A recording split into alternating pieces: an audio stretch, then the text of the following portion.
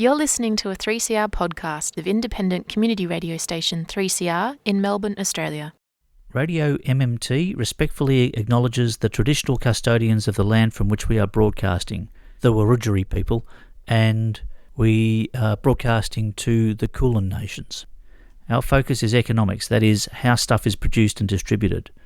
We recognise that for many tens of thousands of years, First Nations people's connection to country successfully embodied the world's oldest continuous economy, which was catastrophically disrupted by genocide and displacement.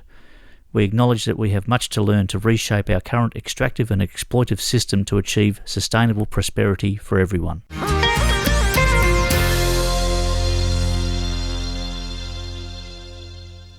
This podcast episode of Radio MMT contains content broadcast on the 14th of April 2023, as well as content recorded over the following few days. We have wrapped an event within a radio show within a podcast episode. The event itself was a 2-day workshop called Rethinking Capitalism, which was hosted and presented by Gabrielle Bond and Dr. Stephen Hale of Modern Money Lab. Kevin and I both attended the workshop, and I was able to speak with some of the other participants. What they had to say reassured me that you don't have to dig far to find our collective wisdom. The voices you will hear suggest this new economics has the potential to be a broad church. People from all walks of life are attracted to this blend of modern monetary theory, ecological economics, and other progressive thinking about the economy. We met unionists, business people, academics, young people starting out on their careers, and people who are retired. We met the shy and the outspoken. We met the maths fiends and the cultural creatives. Is economics too boring for the rest of us? Well, as you'll hear, the stories economics tells us shouldn't be missed.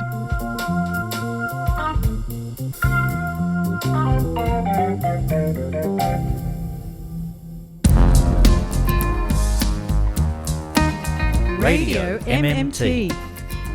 Economics for the rest of us with Anne And Kev. Radio MMT. Looking at the world through the lens of modern monetary theory. Radio MMT. Macroeconomics for a well-being economy. Macroeconomics?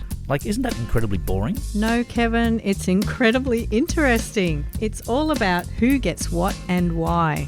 Who gets what and why? Okay, I'm in. RadioMMT@gmail.com. Incredibly interesting macroeconomics for the rest of us.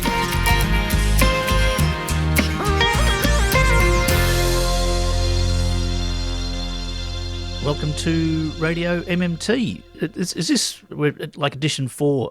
I can't really count to 3, and after that I get a bit confused. So you're going to keep counting them, no, I'm not you? going to. I'm going to stop now. It's very exciting at the beginning, but we're into it now, so that's all good. How are you, Anne? Hello, Kevin, and hello to our lovely Larry and Larissa. Thanks for joining us for another hour as we prod and poke our way through this thing that we call macroeconomics that we're all swimming in. Excellent, excellent. Now, what have we got on the show today, Anne? Well, I'm really looking forward to our show today because we are going to have a conversation with two people who are an absolutely dynamic duo when it comes to letting the world know about modern monetary theory and other progressive kinds of economics. Gabrielle Bond and Dr. Stephen Hale, who we will be talking to in about 15 minutes. Excellent, excellent. But in the meantime, I was going to tell you about this thing that happened to me probably a few weeks ago now. I was minding my own business, Kevin, and when all of a sudden, I would say about 10 fighter jets flew straight over my head. Oh, yeah, radio. Yep. And I have never seen so many fighter jets all at one time. And, I get really worried that they're going to bang into each other. Yep.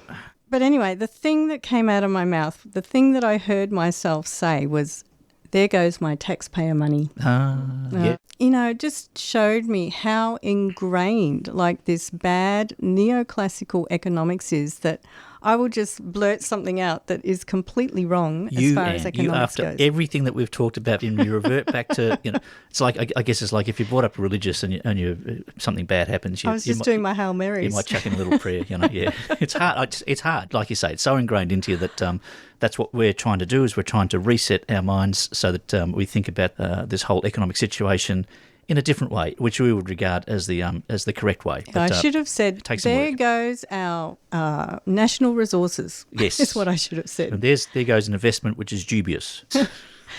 Anyway, before we talk to our lovely guest, we'll hear from our usual segment with Bill Mitchell, who, of course, is an economist and the founder of Modern Monetary Theory, which is the school of economics that we follow. Let's go straight into it. It's time for a letter from the Cape with economist Bill Mitchell. Hello, this is Bill Mitchell and I'm back with another letter from the Cape. I grew up in Melbourne and like many, I like Australian rules football. If you grow up in Melbourne, it's a good chance that you will support one team or another for whatever unfathomable reason that you have for doing so. I love going to the Melbourne Cricket Ground to watch my team, and I enjoy the tribal nature of Australian football, the viscerality, the clapping, and the rest of it. It's a pity that in recent times that the corporatists who control the game have allowed the experience to be sullied by constant gambling information on the scoreboards and bomb and other sound effects that go off after a team scores. Stuff like that has reduced the time for reflection between goals. There are two large scoreboards at the MCG perched high in the grandstands that allow spectators to constantly keep up with the scores and other key statistics from the game. They have evolved over the years from a person manually altering the numbers to advanced digital screens, but the principle is the same. Each time a team scores a goal or a behind, the scoreboard numbers change. Presumably now, there is some official in front of a computer these days who just types a new number into the display.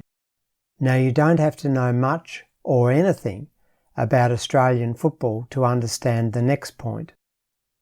A game goes for 4 quarters, each of about 30 minutes. Imagine at some time during the 3rd quarter, a large siren rings out at the ground and an announcer comes over the PA system announcing that the game is to be prematurely ended because the scoreboard has run out of numbers to digitally render. The teams would walk off dejected, unfulfilled, and as the supporters started to weave their way out of the ground, they might start to rue the fact that their dream of victory was thwarted because the ground had run out of numbers to post on the scoreboard. The supporters would wonder whether it was because the teams had scored too many goals, or was it because the officials had failed to accumulate enough numbers before the game. Of course, that sort of scenario could never happen. The mere proposition is ridiculous. Everybody knows that the officials typing in the scores could never run out of numbers to type into the scoreboard display. It's the same for any issuing agency. Our rail and tramways could never run out of tickets. They might sell too many, given the capacity of the transport system, and end up with overcrowded conveyances, but they could never run out of the tokens, even though these days they operate as electronic tokens once you tap your Myki or other card. So what's all this about? Just as you would have thought it was ridiculous to think that the scoreboard at the MCG could ever run out of points, you should also realise that the federal government can never run out of money. Why? Because it issues the currency that we use, the Australian dollar. It, and it alone, has the capacity to issue that token. We do not supply the government with currency through our taxes. How could we? We use the currency that the government issues. If we were the supplier, where would we get it from? Once you frame the issue like this, it becomes obvious that the government has to spend its currency into existence before we can get our hands on it and, in turn, return it to the government in the form of tax payments. So to avoid prosecution for failing to meet our tax obligations, we supply our labour and goods to government in a variety of ways so they can pay us their currency, which allows us to meet those obligations and more. Next time you read or hear someone say, taxpayers' dollars are funding some government program or another, reflect for a minute on the absurdity of that proposition. It is as illogical and ridiculous as a scoreboard at the MCG running out of points to post. And the next question you will have is this. If taxes do not fund government spending, and the government can never run out of money, then what the hell is the purpose of taxes? We'll answer that next time. Take care, and I'll be back.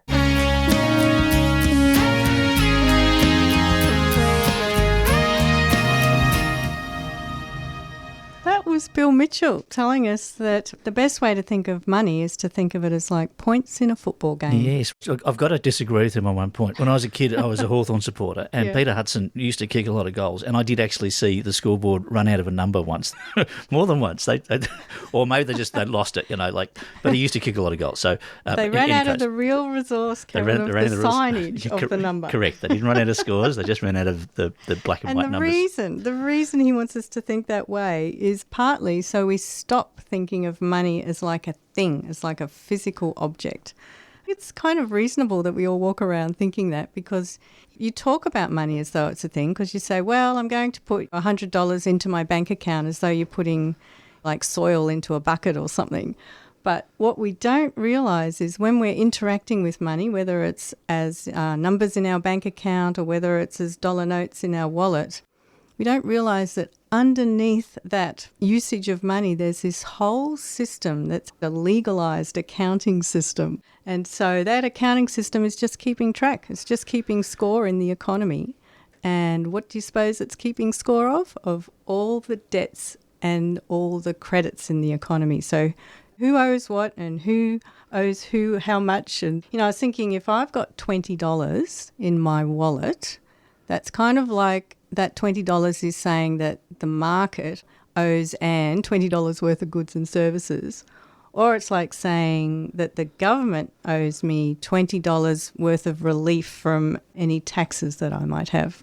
Just keeping score. It's an interesting way of thinking about it. And we've had this discussion before, because I have a problem with the monetary system being something that you can accumulate wealth with.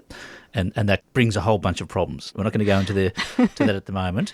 Do we need a bit of thinking time? Yes, and then when we come back, we will be speaking with Gabby Bond and Dr. Stephen Hale. Rightio. Well, I'm going to play something that I heard just recently at the Golden Plains Music Festival. It's a nice, gentle little song by a fella called Al Carlson called Capo Dog.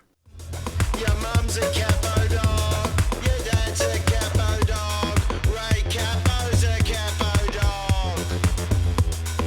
Everyone you know is a capo dog.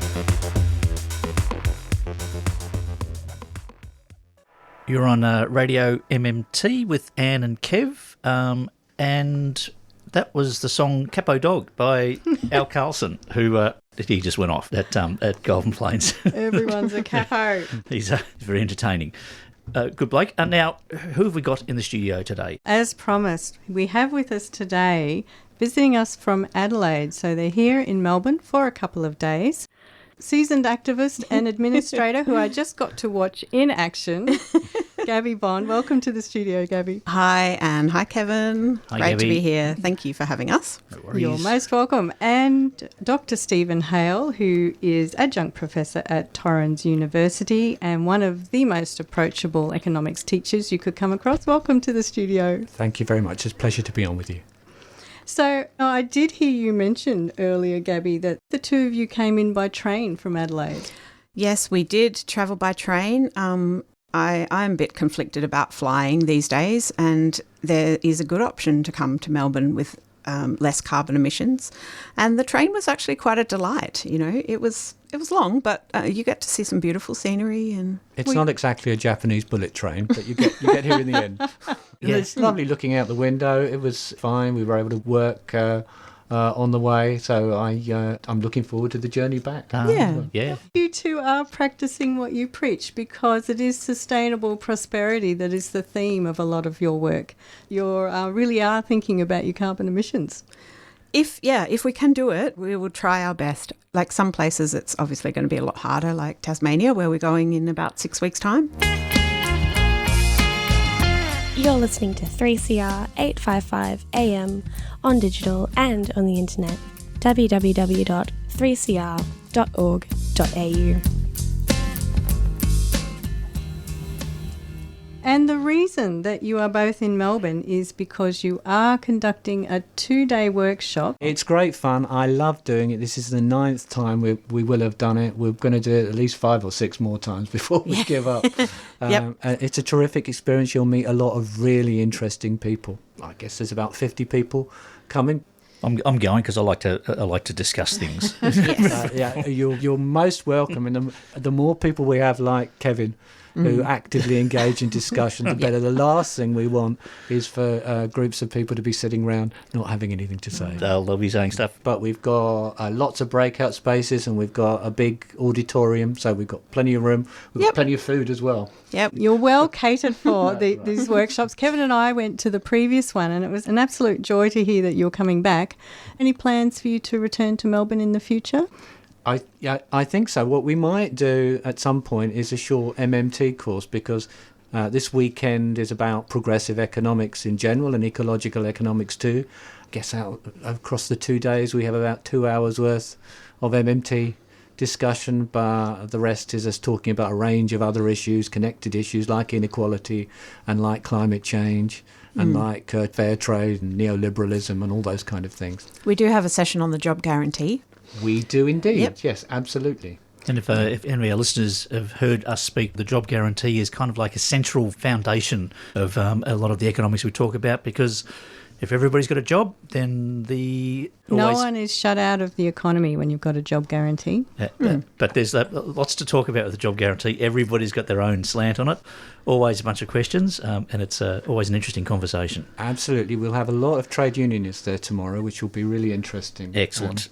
And so the workshop is still called Rethinking Capitalism. It is still called Rethinking Capitalism, yeah. The first time we ran this, the ecological economist Kate Raworth wrote to me and told me off about that and said we should call it Rethinking the Economy or Rethinking Economics, because capitalism and socialism are terms that are good for the 19th century, but we need to be planning for a future where we start building our own ism. See, my question was going to be, if we're rethinking capitalism, is your angle on it all a sort of post-capitalist angle? And I was thinking about this because in our first episode, I think, Bill Mitchell mentioned that he thought that capitalism has reached its use-by date, meaning I guess it's a bit on the nose at the moment. So I was just wondering if that's the kind of framing you're comfortable with, or... Whereas Bill Mitchell, and for that matter Kate Raworth, since I mentioned her, and lots of other people I could mention, are world-famous experts in what they talk about. I don't hold myself out to be anybody like them. I'm a teacher, so what I prefer to do is give people a variety of perspectives, and we start off by saying, what is capitalism anyway, and where did it come from? And one of the things that Kate said in the discussion with me is if you ask 10 people to define capitalism, you get 10 different definitions, usually. So it'll be more about, I'll provide them with Kate's view and with Jason Higgle's view and with Bill Mitchell's view.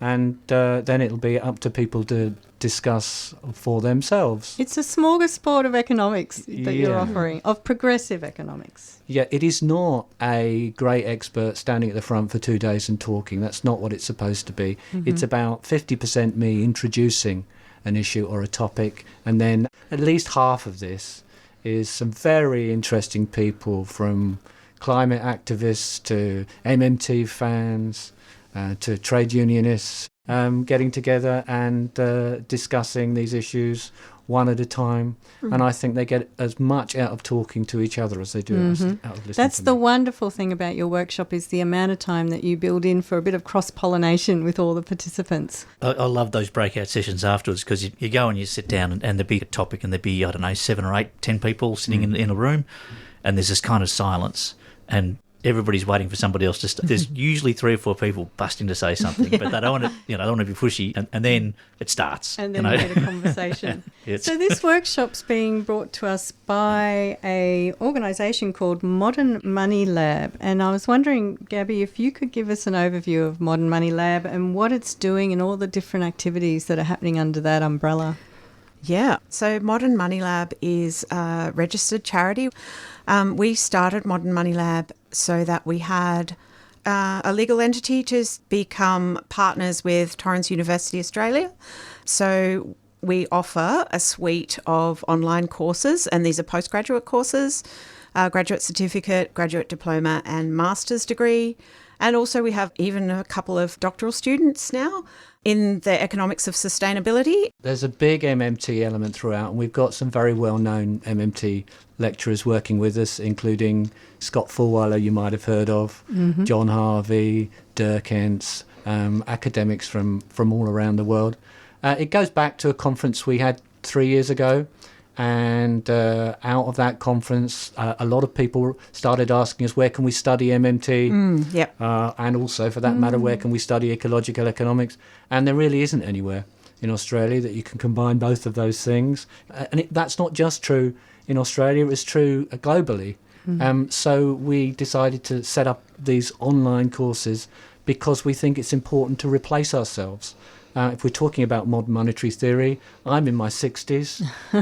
Bill is even a little bit more mature than me. We're not going to be here forever. Where's the next generation? That's Yeah. right. That's Yeah. what we're trying to do. Although we have students from age 22 up into their 70s, there are plenty of retired people who are participating as well. And this is the second trimester we're running the courses. We've got an amazing batch of students, including plenty of people from Melbourne, some of whom are going to be at our event over the weekend, helping to facilitate those groups.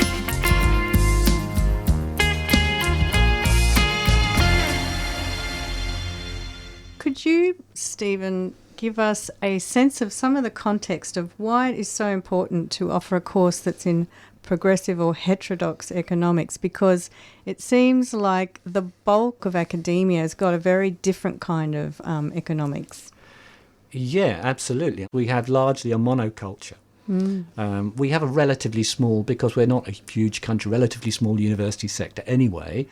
Not every university does economics, but almost everywhere that does economics in Australia now does purely what we call neoclassical or orthodox, or in other words, teaches the sort of economics which people are familiar with from the narrative which surrounds us day after day, week after week, and inspires things like the report the Grattan Institute brought out a couple of days ago, where they were arguing that there was going to be a fiscal crisis in Australia if the Australian government didn't either cut back on its spending or raise taxes to move away from the government deficit spending and to balance its budget or run a surplus. That was nonsense, as I've been saying on Twitter for the last few days. And of course, Bill Mitchell would tell you that was nonsense for the same reason he was talking about our monetary system being like a point-scoring system in the excerpt that you played. And there is a realistic approach, not just to the government budget, to many other issues, to discussing how come it is that Australia in the 1970s had a Scandinavian level of inequality and that we don't now. We have more inequality than the average across the OECD club of rich countries. Australia is no longer a country where everybody gets a fair go. We have let them take that away from us over the last 40 years. Why? Why is it so difficult to persuade a Labour government to take this seriously and to have a target for inequality or for reducing inequality the same way they have targets for some other things? If we are going to address these kind of issues in the next generation, we need a large number of trained economists working in government, finance, not-for-profits, academia, and we don't have anyone, or we have hardly anyone, coming through the system because there's nowhere to train. I've heard that economics as an academic study is unusual in the fact that it is so narrow in its focus and the way that it's taught. I'm not an academic, I'm a handyman. But if you go to university and study, there's usually a variety of viewpoints that you could have. But economics seems to have been captured by this very conservative way of looking at it, and only in one way. And like you say, if you want to have an alternative view to this, they sort of just don't exist. That's true, and it's been getting worse. A few years ago, there were people like Bill Mitchell at Newcastle. There was Steve Keen at the University of Western Sydney.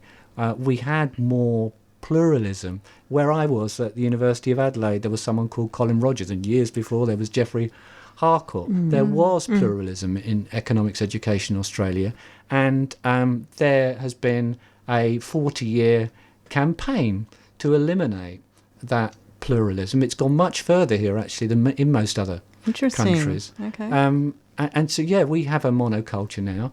And I don't want to sound like, if you're not careful, you sound like a climate change denier or something. There is no scientific reason for this. It is not the case that in the 1970s, what people called monetarism in those days triumphed scientifically as a theory of how the economy worked. And so economics has got better and better and better since then. It was a political campaign. Which was very successful in the UK with Margaret Thatcher, in the US with Ronald Reagan, in Australia.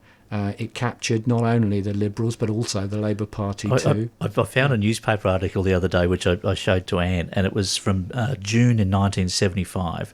Jim Cairns warning Labor that to go with this budget of austerity that Bill Hayden was bringing in was a big mistake, and that was kind of like the beginning it's of a crucial turning end, point, wasn't it? Yeah. And if you're talking about the UK, again, as Bill Mitchell will tell you, it was James Callaghan, the Labour Prime Minister, that shifted towards austerity and monetarism. And in the UK, unlike in Australia in the mid-70s, there was a floating exchange rate and there was already a monetary sovereign government. And less reason for going in that direction. All this is just to say where we are is no accident. Hello, I'm Philip Lawn. I'm adjunct professor at Torrens University, and you're listening to Radio MMT with Anne and Kev on 3CR Community Radio.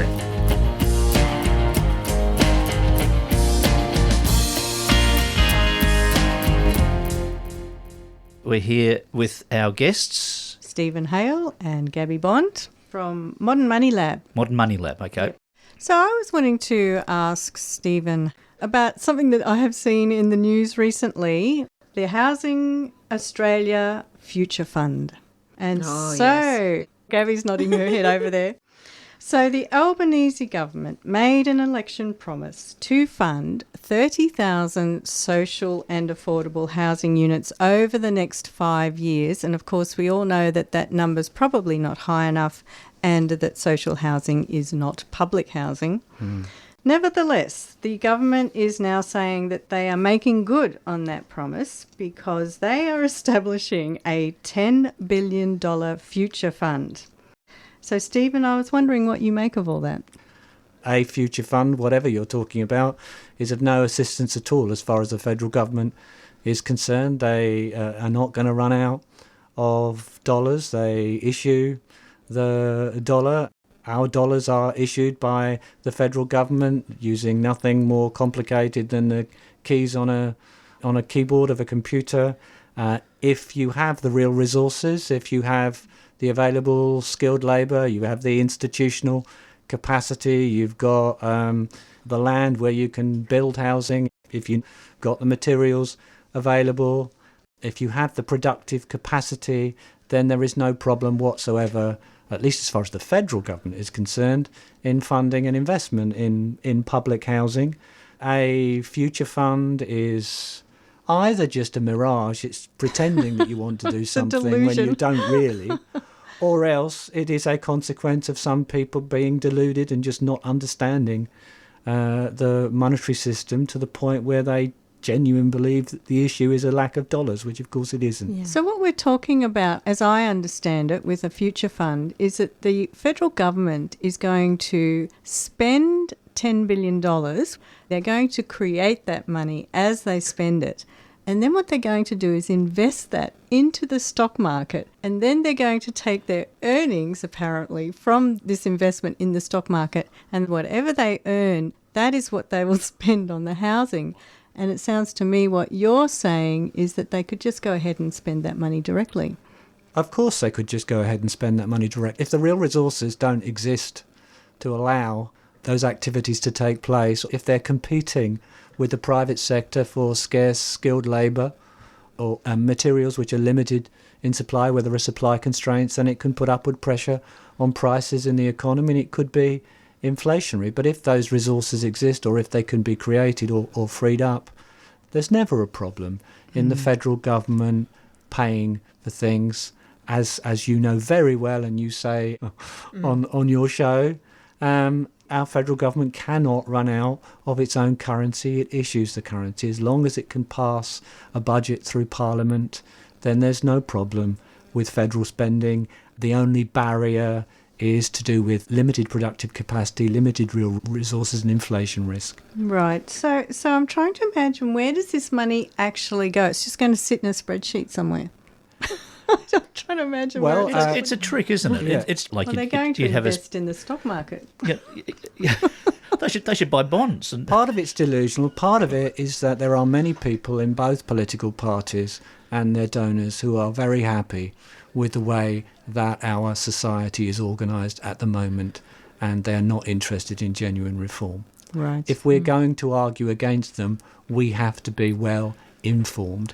do you reckon politicians know what's going on? Like, some do, some don't. We get this question a lot. I know. And it's always interesting to get the feedback on it. Most of them don't. Most politicians that I've spoken to about fiscal policy have responded by saying it's above my pay grade. Yeah. They just don't want to engage. Radio MMT. On 3CR, Between 5:30 and 6:30 p.m. the second and fourth Friday of each month. Radio MMT. If you like our show, subscribe to 3cr.org.au and mention Radio MMT. And you can find us through your favourite podcaster and give us lots of stars. And or give us a like on Facebook, Twitter or YouTube. Your support really helps. Because if you're not liked on social media, you don't exist.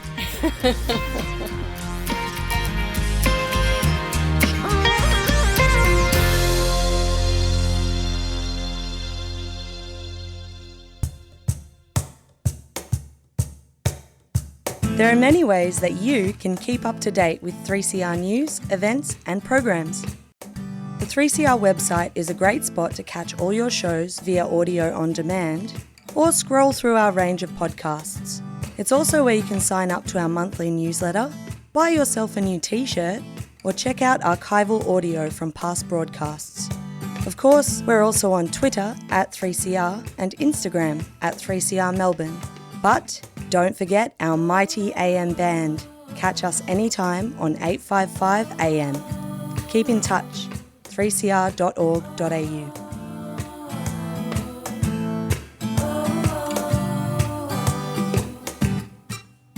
Look, we've got to wrap this up. Stephen, Gabby, it's been fantastic having you on. Thank you very much for joining us. Thank you for having us. Thank Kevin. you. And we'll see you tomorrow. See you later.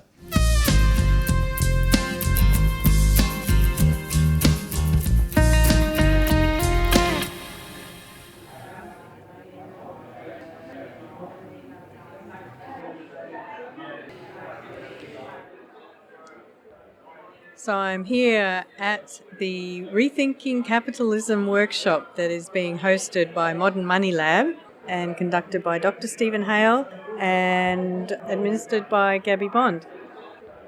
Would you mind just telling me your name and one thing about yourself? I'm Barbara, and I'm a mature age citizen, old high school teacher.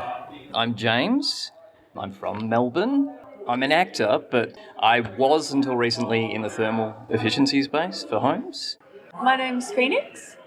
I was born in a bathtub at 2:22 a.m. and I had the umbilical cord wrapped around my neck 2 times. Oh, and I was 2 days early. I wasn't expecting the origin story. I'm Elaine, the person that knows how it feels to do the right thing, but you sort of don't get rewarded. Hi Anne, my name's Kevin. I like to try and dig underneath the front page story and find out a little bit more. My name is Rida and I'm a finance professional, and I have spent more than 10 years working in the corporate sector.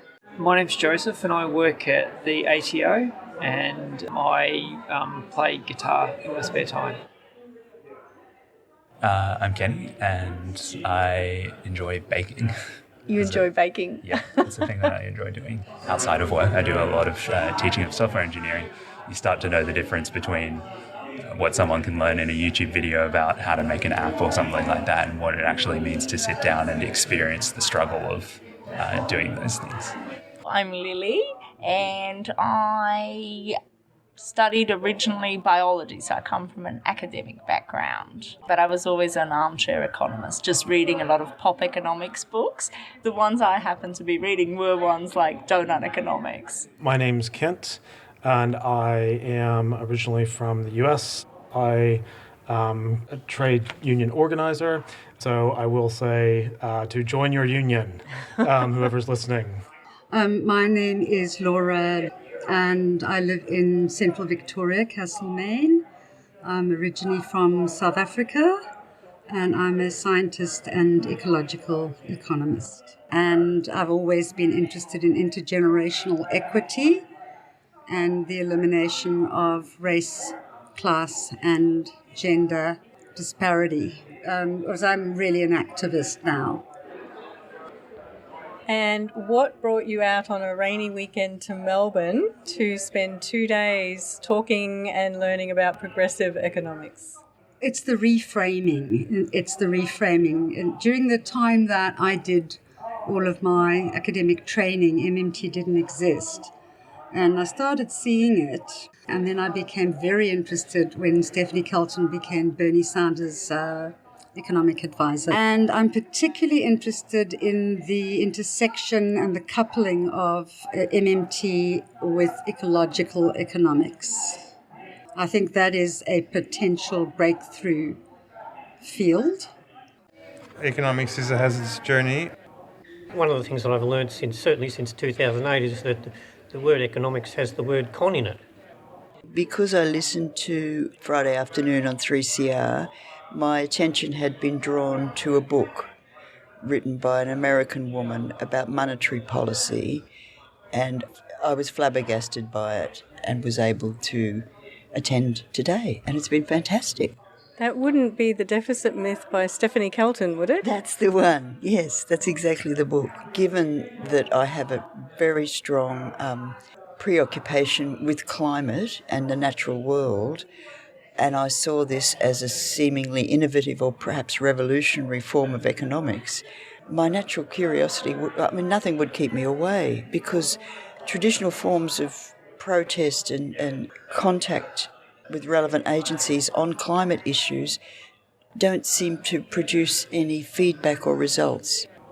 During the pandemic, when there were a lot of questions about money, that was suddenly had a real change of heart at a federal government level about how much we could spend, and it opened up some new interesting questions for me. I found that MMT was filling in some of those blanks, but I'm particularly interested in questions of sustainability as well. Sometimes some of the conclusions from MMT might lead someone to believe that, we have open-ended, resources. When you put the emphasis on how many resources there are, then you could say, well, let's expend the existing resources. So if you don't put that caveat in there, then that potentially can be, just as bad. So what has motivated you to spend a rainy weekend learning about and discussing progressive economics? Rethinking capitalism seemed like a really interesting topic to me because it's something that I kind of think about a lot anyway. Like, I'm studying sustainable fashion innovation and textile design, and a lot of the time we have conversations about like what's wrong with capitalism and what's wrong with governments and why they're not doing the right thing for their citizens and stuff like that. And a lot of the time those conversations just go around in circles, and it's like, this is bad, that's bad, this is bad. And so I was just interested to come along and actually discuss it a bit more. Well, I'm interested in economics in general, and this is a good chance to talk to other people about economics and learn about economics as it sort of affects the real world as opposed to what you hear about in the media. I'm really passionate about our economic activity and the impact it's having on our ecological environment, as well as the growing inequality that we see within countries as well as across the world. I'm doing my own research into understanding how economics works at an overall macroeconomic level, and what are the key factors that we've been missing that have led us to be in the situation that we are in right now. And MMT came up as a really interesting area where people, again, are passionately trying to champion both an economics that's ecologically sensitive as well as a rebalance of power and reduction in inequality. We have been trapped by incorrect ways of thinking about governmental debts and deficits, which we should say the big government deficit means more for the rest of us, basically. You know, quite frankly, a better life, and we could really see huge ways we can improve our lives. I thought this would be a great way to meet other people that might be interested, and also to get a language, a clearer language with which to communicate those ideas to other people. A few phrases, ways to communicate MMT, for example. Most of that I got from the lectures, but I'd say like maybe 20% come from just talking to people in the discussion groups. I'm an old lady. I want people who come after me to enjoy life as I have been able to.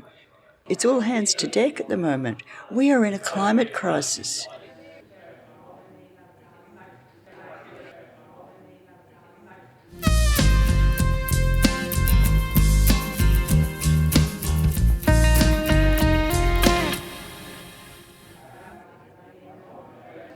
What would you say is the significance or the importance of understanding macroeconomics?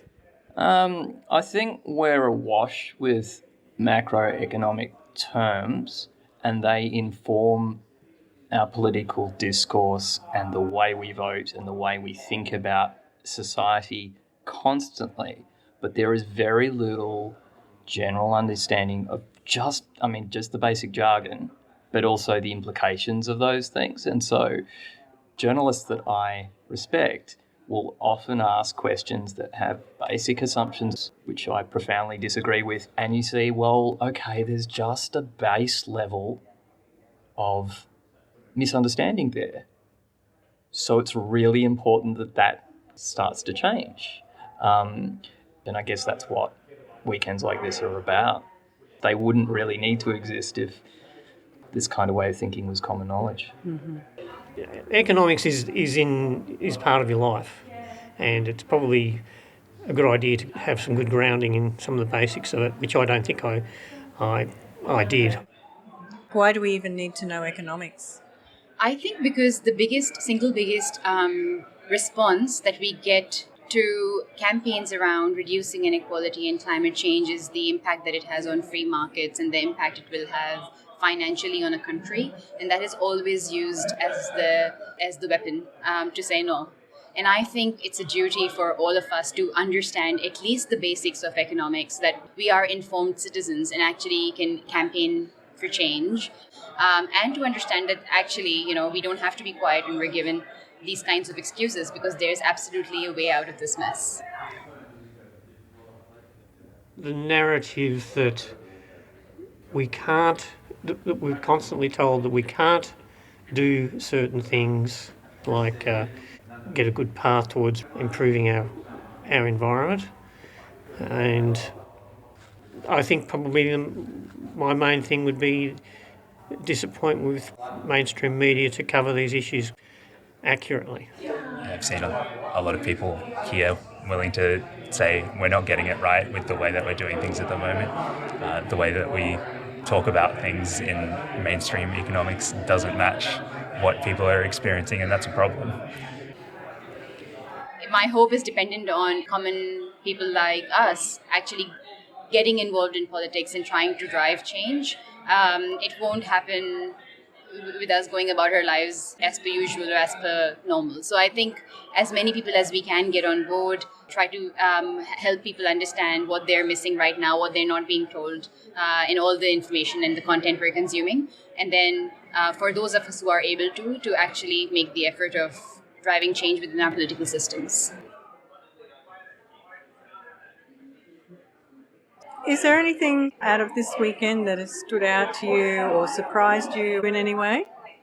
One of the last sessions that we did about inequality kind of on the global scale and how developing countries have kind of ended up in this cycle not really able to progress anymore because they're stuck borrowing money from foreign governments or getting investments from foreign businesses, and how more powerful countries have bent the rules to their own benefit. And it's kind of messed up. Do you think you'll walk away from this workshop worried that the Australian federal government is going to run out of Australian dollars? No, I'm not worried about that. But I'm sincerely worried about leaders making ill-informed decisions. As someone who's been organising in the allied healthcare industry and who might have heard recently that the Australian federal government cannot run out of money, how do you perceive now how Australia is funding its allied healthcare? It could fund it a lot better. And because of the fact that we are beholden to the deficit myth, as Stephanie Kelton calls it, at a federal level, we could easily fund healthcare. We could easily fund, our allied health professionals like physios, OTs, social workers, radiographers, and radiation therapists, podiatry, art therapists, all sort of these diverse range of professions throughout the country, and actually create a model of care that was quite holistic. Not even mentioning the other things that go into health, that being transit, food, home, housing, social inclusion, even those sorts of things. We constantly focus on our own personal expenses and household budgeting, and we've bought the con that the government's a little bit bigger, but it also has a household budget, and that is complete fabrication. What is the difference between the federal government's budget and your budget and my budget and all the other households? Well, I'm fairly familiar with my budget, and my expenditures usually can't be greater than my income. And I've sort of grown up to believe that a government does something similar, but that's not the case at all. MMT has shine a light on that. It's always been the case, of course. It's just that it's never really been discussed much that a government can create its own currency. So the Australian federal government can never run out of Australian dollars? Correct. Lucky them. And I have to ask you now, as someone who works at the ATO, are you happy collecting our taxes so that we can pay for things like submarines and childcare? Well, there's a lot of reasons for tax. I mean, the idea that taxes pay for things is challenged by MMT and a lot of other places. But, tax serves a lot of other good purposes in the community, not just the idea of paying for things. Like there's redistribution and value-adding purposes which taxation can do. So, value adding, how does taxation... Well, it's more about utilising resources in an appropriate way. If we think about resources as money, then there's people who will accumulate resources and money and will never use it. So the idea of tax is to take those resources and utilise them in a more appropriate means within society. So we're value adding to society. There was that lovely bonefish style graph just showing the what is it again? I call it the fishbone graph. The fishbone as well. graph, right? That's a perfect, yes. It's the sectoral balances. The sectoral balances, graph. yes. Yeah. And I've heard that phrase listening to podcasts and so forth, but I've never seen it visualised before. I was like, oh, yes, now it makes sense. Mm-hmm. Yeah.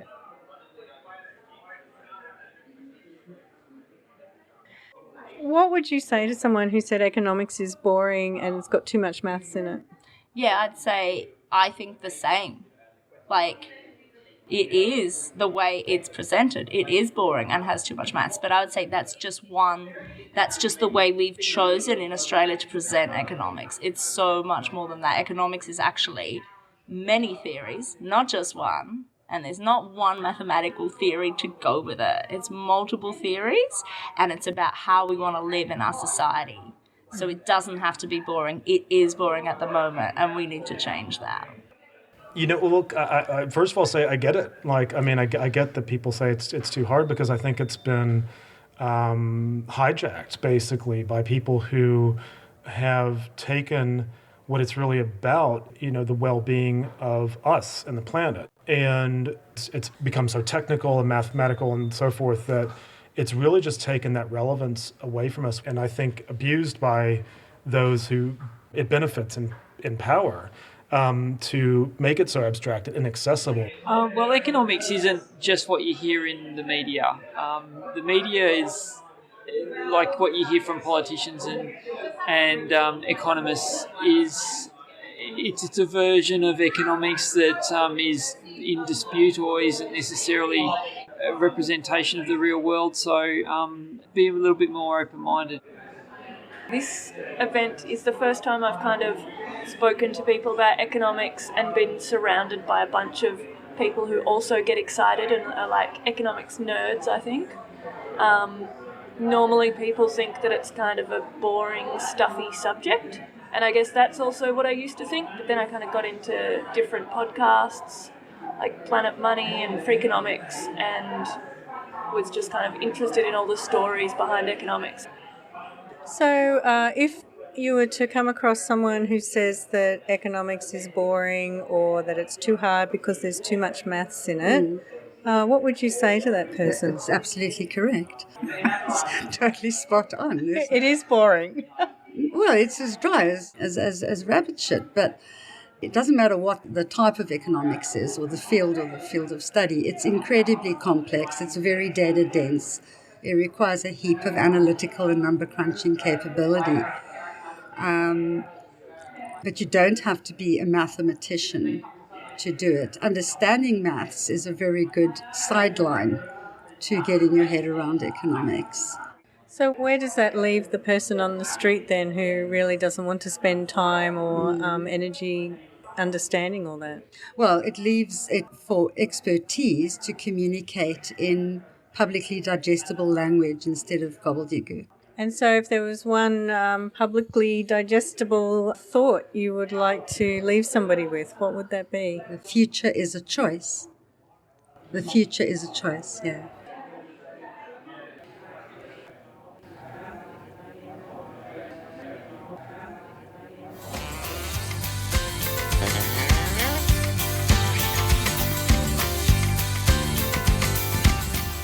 You've been listening to Radio MMT with Anne and Kev. We'd love your feedback. Email us on radiommt@gmail.com or search Radio MMT on social media. Listen to this show anytime wherever you get your podcasts or on 3cr.org.au/Radio MMT. Support this show and the station by subscribing to 3cr.org.au and mention Radio MMT. We thank all our guests. And we thank economist Professor Bill Mitchell and his mmted.org, educating the masses on modern monetary theory. And thank you to our listeners for listening. And I thank you, Kevin. And I thank you, Anne. So what's planned for next week? Kevin, there is still so much to talk about. We've got to expose all this rotten economics. Well, no, that's good, and I get it. Do you reckon we could use a bit more music? Well, I made a list of all these terrible economic theories. Like, I've heard of the theory of comparative advantage, or the quantity theory of money, or the loanable funds theory. Have you heard of a band called Single Gun Theory? Like, they're a really good band. I'm sure there's a whole range of like macroeconomic music that I could bring into the show. Yeah, but we really need to do marginal productivity theory, not to mention the natural rate of unemployment and the money multiplier. You've got a pretty good singing voice. I play bass. Bill, he plays guitar. I reckon we could form a macroeconomics band. Like, we could deliver this whole message by music. Well, we could call the band the permanent income hypothesis, or the Ricardian equivalence, or rational expectations. I think we're onto something here. We're trying to make macroeconomics more interesting to the masses. We're going to form this band and sing it to them, and we're going to bring the economists in. We're going to get musical. We're going to do the regression theory of money to music. That will work. That's good. Regression theory of money. What rhymes with regression? Regression, depression,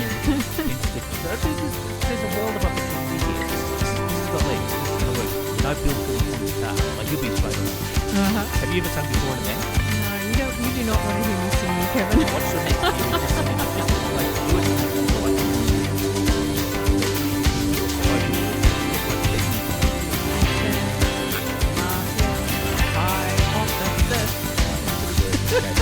We'll get there. How's about general equilibrium?